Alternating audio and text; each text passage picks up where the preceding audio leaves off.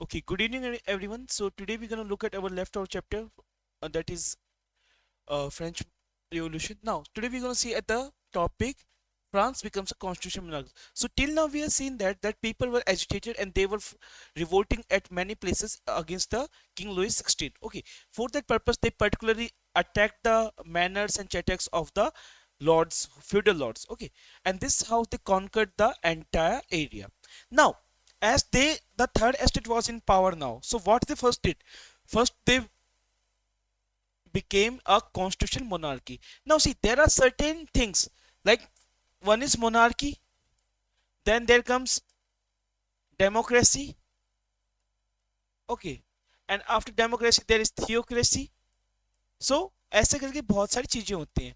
अब मोनार्की में क्या होती है? Mono means one person, so one person is ruling. Demo means many, when where the peoples rule, and theocracy is where the priest class rules. The okay, Vatican city किसका example हो सकता है जहां पे प्रीस्ट क्लास क्या करती है? Rule करती है. नाउ अब फ्रांस एक कॉन्स्टिट्यूशन मोनार्की, यानी कि वहां पर राजा भी रहेगा, लेकिन वहां पर फॉलो किसको किया जाएगा? फॉलो किया जाएगा कॉन्स्टिट्यूशन को फॉलो किया जाएगा. अब फ्रांस कैसे बनता है? So the national assembly completed draft of the constitution in 1791. अब नेशनल असेंबली मैंने आपको बताया था कि जैसे ये लोग कहां से निकलते हैं, एस्टेट जनरल को बॉयकॉट करते हैं. बॉयकॉट करने के बाद में जब ये लोग टेनिस कोर्ट में ओथ लेते हैं तो ये अपने आप को क्या बता देंगे? नेशनल असेंबली बना लेते हैं. Now its main object was to limit the power of the monarch. Okay, अगर आपसे पूछा जाए कि कॉन्स्टिट्यूशन मोनार्की में जो नेशनल असेंबली था उसका मेन पावर क्या था, तो उसका मेन पावर था जो किंग की पावर्स हैं उनको क्या करना? लिमिट करना. ठीक है, these powers insisted of instead of being concentrated in the hands of one person were now separated and assigned to different institutions, the legislature, executive and judiciary. हमने पढ़ा था, एक बुक थी the in the spirit of the laws, spirit of the laws, जो कि किसके द्वारा लिखी गई थी? मॉन्टेस्क के द्वारा.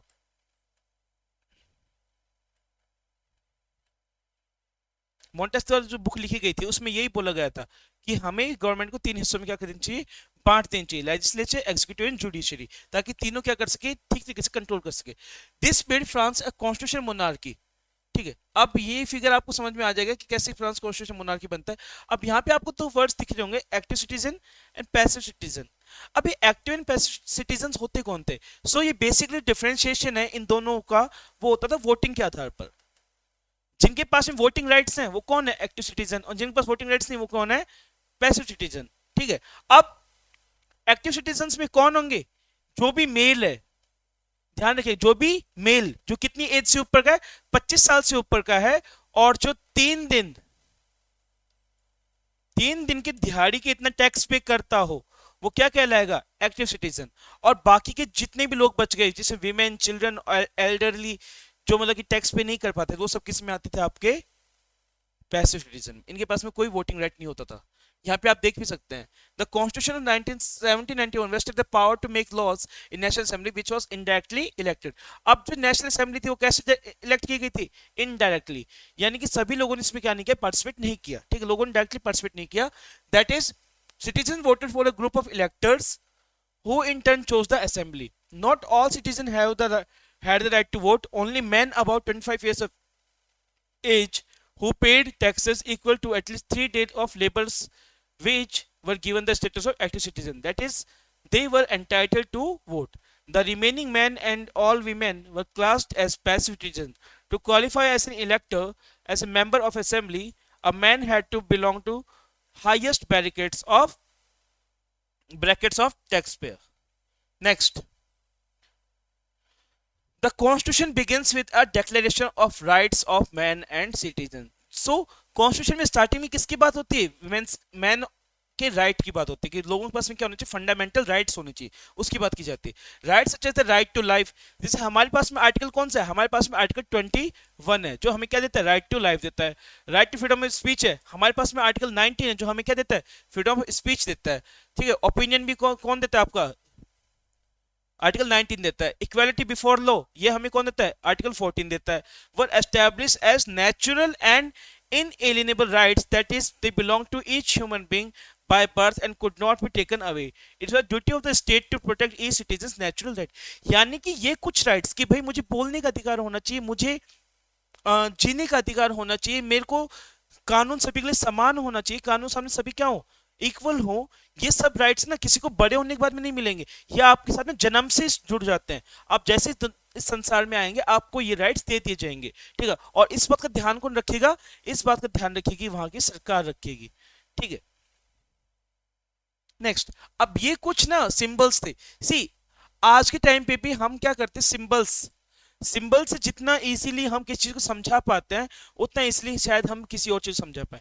सपोज कीजिए अगर मुझे भूख लग रही है तो मैं ऐसा कर इशारा करता हूँ, ये अगर मैं सिंबल दिखाता हूँ तो इसका मतलब मुझे क्या लग रहा है, भूख लग रहा है, अगर मैं बोल नहीं पा रहा हूँ तो, ठीक है। अगर मैं ऐसे करूंगा तो मुझे भाई पीना है, ठीक है। तो ये सब क्या हो जाएंगे, कुछ सिंबल्स होते हैं।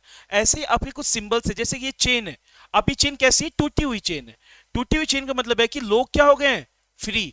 जो स्लेव्स थे वो क्या हो गए, अब फ्री हो गए हैं, ठीक है। उसके बाद में ये the bundle of roads and faces, one road can be easily broken but not an entire bundle, strength lies in unity।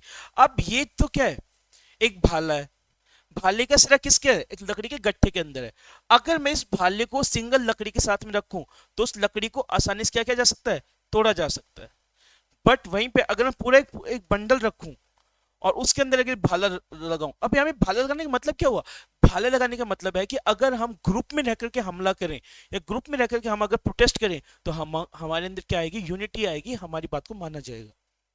Next, the eye within the triangle radiating light, they all sing I stands for knowledge, the ray of the sun will drive away the clouds of ignorance, ठीक है।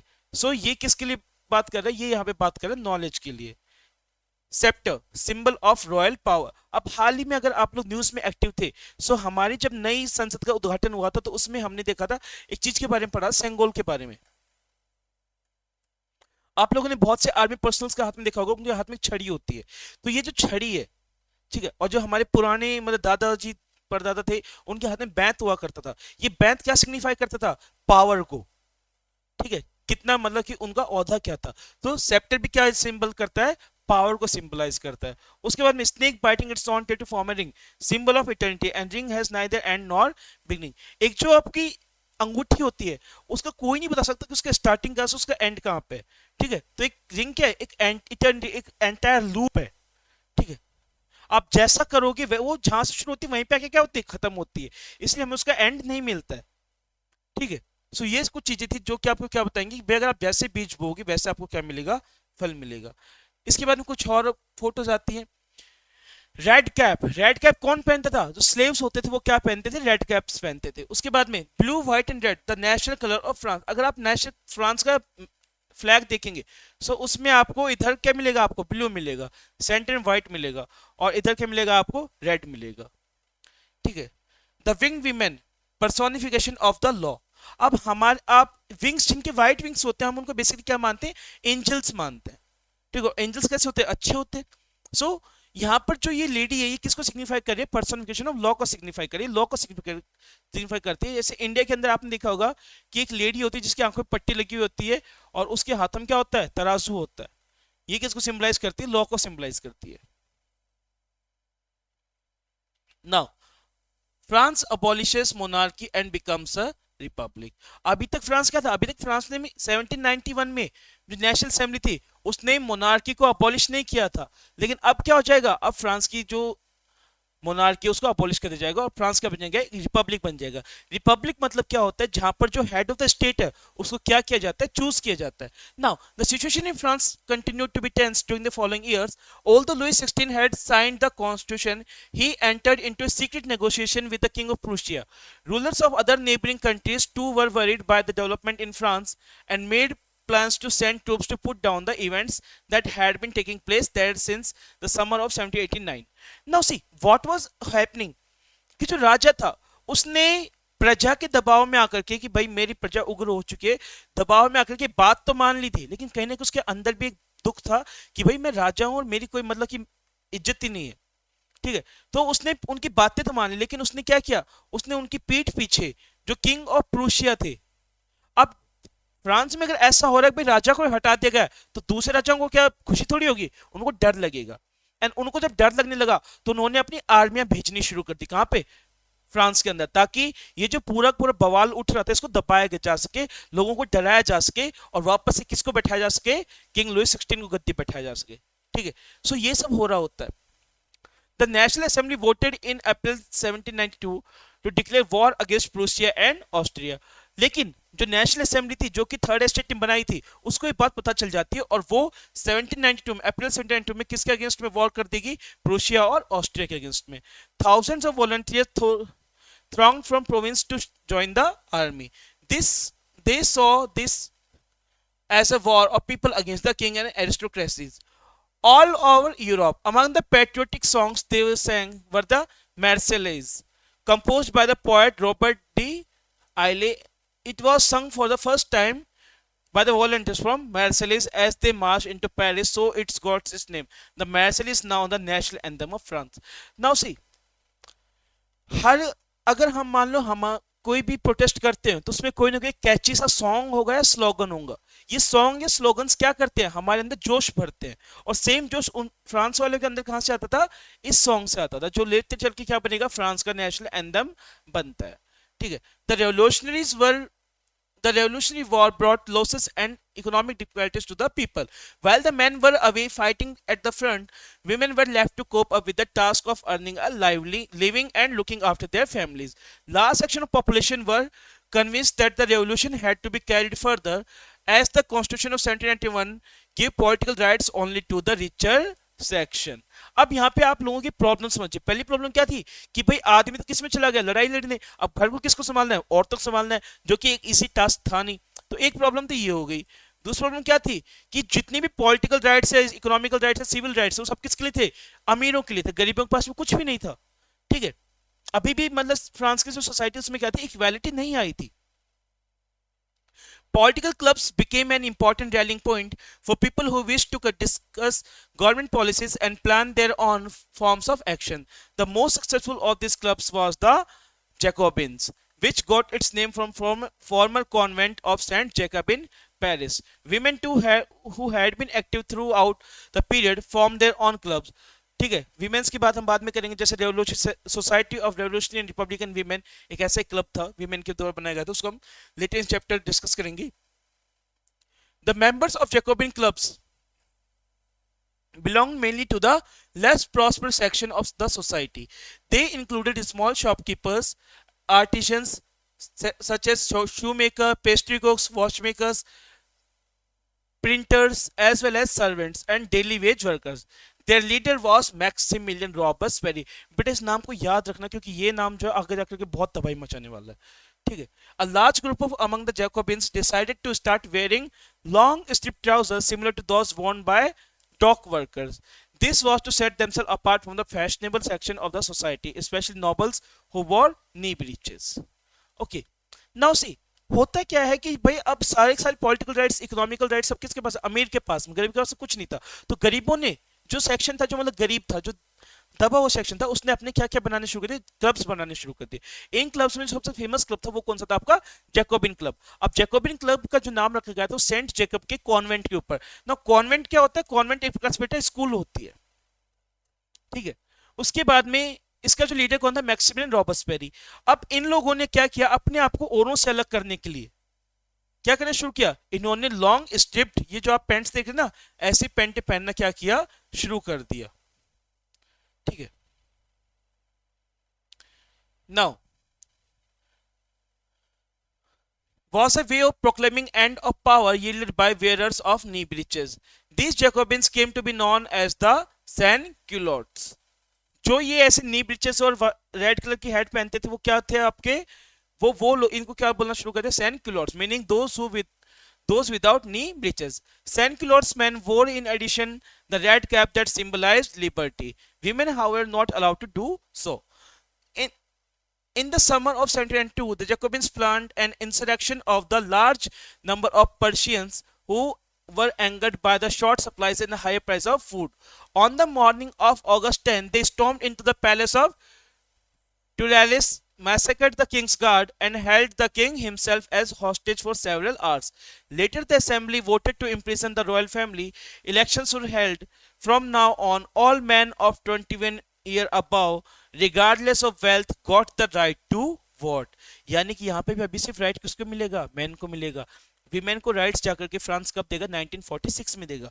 हालांकि वो fight करती है but उनको rights नहीं मिलते हैं। अब यहाँ पे हो क्या रहा है कि यहाँ पे जैकोबिन क्लब था, उसने बगावत शुरू कर दी, उन्होंने विद्रोह शुरू कर दिया राजा के अगेंस्ट में, और राजा के जिस महल में राजा ठहरा हुआ था, ठीक है, उसमें जाकर के उनके सारे सैनिकों को मार दिया जाता है, और सैनिकों को मारने के बाद में राजा को बंदी बना लिया जाता है, और बाद में उनको कैद खाने में डाल दिया जाता है। The newly elected assembly was called convention. जो अब नई, पहले क्या थी? नेशनल असेंबली थी, अब नेशनल असेंबली से क्या बन गया? कन्वेंशन बन गया। On 21 September 1792, it abolished monarchy and declared France a republic। यानी 1791 में क्या होता है? फ्रांस कॉन्स्टिट्यूशनल मोनार्की बनता है। फ्रांस क्या बनेगा? Constitutional monarchy. और 21 सितंबर 1792 को क्या होगा? फ्रांस एक रिपब्लिक बन जाता है। As we know, a republic is a form of government where the people elect the government, including the head of the state. Your government. There is no hereditary monarchy. You can try and find out about some other countries. There are republics and investigate when and how they become so. अब यहाँ पे India का example है, so India Republic कब बनेगा? 1950 के अंदर बनता है। Okay, now Louis 16 was sentenced to death by the court on the charge of treason। यहाँ पे क्वेश्चन बनता है आपका वन वर्ड में कि लुई 16 को किस जुर्म में सजा दी जाती है और किस जुर्म में उनको मौत की सजा दी जाती है? तो उनको गद्दारी, ट्रीजन मतलब गद्दारी। On January 21 1793 he was executed publicly at the place de la Concorde। the place Mary and the Queen Mary Antoinette met the same fate shortly after। The reign of terror, reign of terror यानी मतलब होता है वो period जब आतंक का राज होता है, ठीक है। The period from 1793 to 1794 is referred as to the Reign of Terror। Robespierre followed a policy of severe control, punishment, all those whom he saw as being enemies of the Republic, example ex-nobles, clergy, members of the other political parties, even members of his own party who did not agree with his method were arrested, imprisoned and then tried by the Revolutionary Tribunal। ना Maximilian ने क्या किया? हाँ, एक राजा को हटाया, लेकिन ये क्या करना चाहता था? अपना खौफ जमाना चाहता, लोगों के अंदर अपना दबदबा चाहता था। उस दबदबे के लिए इसने क्या किया? जितने भी लोग जो इसकी बात नहीं मानते थे, उन लोगों को इसने क्या करना शुरू किया? उन लोगों को इसने सजाएं देना शुरू किया। सजा कैसे देता था? जो भी इसकी बात नहीं मानेगा, चाहे वो इसका खुद का इंसान हो, आदमी हो, या फिर किसी और पार्टी का आदमी, जो इसकी बात नहीं मान रहा है, उसको ये क्या करता था? कोर्ट में पेश करता था। कोर्ट में पेश करने के बाद में इन पर केस चलता था, और केस में अगर गिल्टी पाए जाते हैं तो इनको गिलेटिन कर दिया जाता था। कौन सी सजा दी जाती थी? गिलेटिन। अब गिलेटिन एक मशीन थी जिसमें दो पोल्स होते थे, एक ब्लेड लगी होती थी, नीचे आपका सर रखने की जगह होती थी। ये जो ब्लेड थी ये रस्सी से बंधी हुई होती थी, और रस्सी को हम जैसे काटेंगे ब्लेड नीचे गिरेगा और आपकी गर्दन कट करके एक टोकरी में गिर जाएगी। ठीक, ये क्या होता है? गिलेटिन। इस गिलेटिन को जिसने इन्वेंट किया था उसका उनका नाम क्या था? Doctor guillotine. नाउ रॉबर्टसबेरी गवर्नमेंट, अब यहाँ पे कुछ लॉज दे रखी, कुछ चीजें दे रखी है जो रॉबर्टसबेरी ने की थी। किसमें? इन 2 साल के दौरान 1793 से लेकर 1794 के बीच में जो रेन ऑफ टेरर चला, इन 2 सालों में रॉबर्टसबेरी ने क्या क्या किया उसके बारे में बता रखा है। सबसे पहले उसने काम क्या करता है? Issued laws placing maximum ceiling on wages and prices, meat and bread were rationed, peasants were forced to transport their grain to the cities and sell it at prices fixed by the government, the use of more expensive white flour was forbidden, all citizens were required to eat the pain de egalite, that is equality bread, a loaf made of whole wheat। Equality was also sought to be practiced through form of speeches and address instead of traditional monsieur and madame। All French were men and women henceforth citoyen and citizen। Churches were shut down and their buildings converted into barracks or offices। ये कुछ changes थे जो किस में आए थे? आपके reign of terror में आए थे, ठीक है। After this, Robespierre pursued his policy so relentlessly that even his supporters began to demand moderation। Finally, he was executed, convicted by a court in July 1794 and arrested and the next day sent to the guillotine। ना यानी कि रॉबर्टसबेरी ने इतना बुरा शासन किया, इतना बुरा लोगों में खौफ बैठा दिया था कि उसके खुद के जो सपोर्टर्स थे वो उसके अगेंस्ट में चले गए, और जब उसके खुद के लोग उसके अगेंस्ट में चले गए तो उन लोगों ने उसको कैद में डाला, कैद में उस पर केस चला, केस में जब वो गिल्टी पाया गया तो उसको क्या कर दिया गया? गिलोटिन कर दिया गया।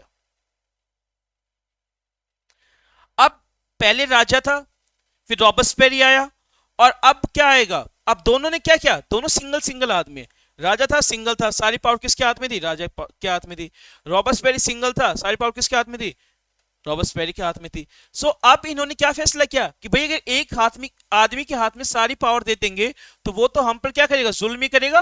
तो अब हमें कुछ ऐसा करना चाहिए कि हमें पावर को डिस्ट्रीब्यूट कर देना चाहिए, एक आदमी के हाथ में पावर नहीं देनी चाहिए। और यहां से पैदा होता है आपका आइडिया किसका?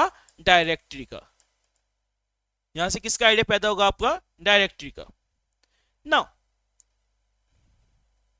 डायरेक्टरी थी क्या? The fall of Jacobin government allowed the wealthier middle classes to seize power. अब जैकोबिन गवर्नमेंट अगर गिर गई, जैकोबिन की सरकार गिर चुकी है, यानी जैकोबिन सरकार यानी मैक्सिमिलियन की सरकार अगर गिरने के बाद में पावर किसके हाथ में आएगी? मिडिल क्लास के हाथ में आएगी। A new constitution was introduced which denied the vote to non-proprietary sections of society. It provided for 2 elected legislative council. These then appointed a directory. अब directory की full form क्या है? An executive made up of 5 members. This was meant as to safeguard against the concentration of power in one man executive as under the Jacobins. However, the directors often clashed with the legislative council, who then sought to dismiss them. The political instability of the directory paved the way for the rise of military dictator Napoleon Bonaparte. अब होता क्या है कि भाई भले ही इन्होंने Maximilian को खत्म कर दिया, जैकोबिन्स का रूल खत्म कर दिया और पावर्स को डिवाइड कर दिया 5 लोगों के बीच में, बट इन 5 के बीच में हमेशा क्या रहती थी? लड़ाई रहती थी। और इस लड़ाई का फायदा को क्या नतीजा क्या होता है? किसका फायदा उठाएगा? नेपोलियन बोनापार्ट, जो कि राजा को हटाने के लिए सारा लड़ाई की गई और बाद में 1804 में फ्रांस को नया राजा मिल जाएगा, किसके रूप में? नेपोलियन बोनापार्ट के रूप में। ठीक है। दो all these changes in the form of government, the ideals of the freedom of equality before the law of fraternity remained inspiring ideals that motivated political movements in France and the rest of the year during the following century. हालांकि French revolution क्या हुआ? Fail हुआ। लोगों ने किसको हटाने के लिए रेवोल्यूशन किया था? राजा को। और वापस से कौन आ जाएगा? राजा आ जाता है। बट इनका जो आइडिया था कौन सा? Freedom, equality before law and fraternity यानी ब्रदरहुड का, उन्होंने पूरे के पूरे यूरोप को क्या किया था? इंस्पायर किया था। ना सिर्फ पूरे यूरोप को इंस्पायर किया, इंडिया में बहुत से ऐसे लोग थे जो इससे इंस्पायर्ड थे। ठीक है। एग्जाम्पल टीपू सुल्तान हो गया आपका, राजाराम मोहन रॉय हो जाते हैं। अब यहां पे बात की जाती है did women have a revolution. अब यहां पे बात की जाएगी वीमेन्स का क्या रोल था। From the very beginning women were active participants in the events which brought about so many changes, important changes in French society. They hoped that their involvement would pressurize the revolutionary government to introduce measures to improve their lives. Now see, women क्या सोचती थी कि अगर हम लोग बढ़ चढ़कर हिस्सा लेंगे तो हमें क्या मिलेंगे? राइट्स मिलेंगे। किसी को तो हम पर दया आएगी, जो सरकार नहीं बनेगी वो कुछ तो हमारे बारे में सोचेगी, लेकिन होता इसका बिल्कुल उल्टा है। ठीक है। कोई नहीं सोचता इनके बारे में, इनको राइट्स भी कम मिलेंगे। ये बेचारे 1791 से लड़ाई शुरू करते हैं और फाइनली जाके 1946 में इनको राइट्स मिलता है। आइए देखते हैं क्या करते हैं। They worked as seamstresses or laundresses, sold flour, fruits and vegetables at the market, or were employed in domestic servants in the houses of the prosperous people. यानी कि औरतें क्या काम करती? ज्यादातर घरेलू काम करती थी। ठीक है। आम घर के जो कार्य काज थे वो सब कौन करता था? आपकी वीमेन किया करती थी। Most women did not have access to education. ज्यादातर महिलाओं के पास में क्या नहीं थी? एजुकेशन का कोई साधन नहीं था। Job training, only daughters of nobles और wealthy members of the third estate could study at a convent, after which their families arranged a marriage for them. Working women had also to care of their families, that is cook, fetch water, queue up for bread and look after the children. Their wages were lower than those of men. अब होता क्या? Man तो भाई basically कहां पर था? लड़ाई में बिजी था। ठीक है। अब मैन अगर लड़ाई में बिजी है तो घर कौन संभालेगा? वीमेन संभालेगा। ठीक है। और वीमेन अगर घर संभालेगी तो उसको बहुत सारे क्या करने पड़ेंगे? काम करने पड़ेंगे। उसको अपने परिवार के लिए खाना भी लाना पड़ेगा, पानी भी लाना पड़ेगा और बाकी सारे काम भी करने पड़ेंगे। उसको लाइन में भी लगना पड़ेगा। ये सब काम अकेली कौन करेगी? महिलाएं करेंगी। ठीक है। In order to discuss and voice their interest, women started their own political clubs. जैसे political clubs किसने बनाए थे? मैन ने बनाए थे। Example Jacobian clubs. वैसे अब कौन बनाएगा? वीमेन ही बनाएगा, ताकि उनको भी क्या मिले? राइट्स मिले।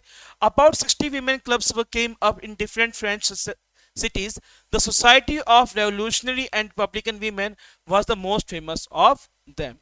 So आज के लिए इतना ही, बाकी देखिए हम कल की वीडियो में.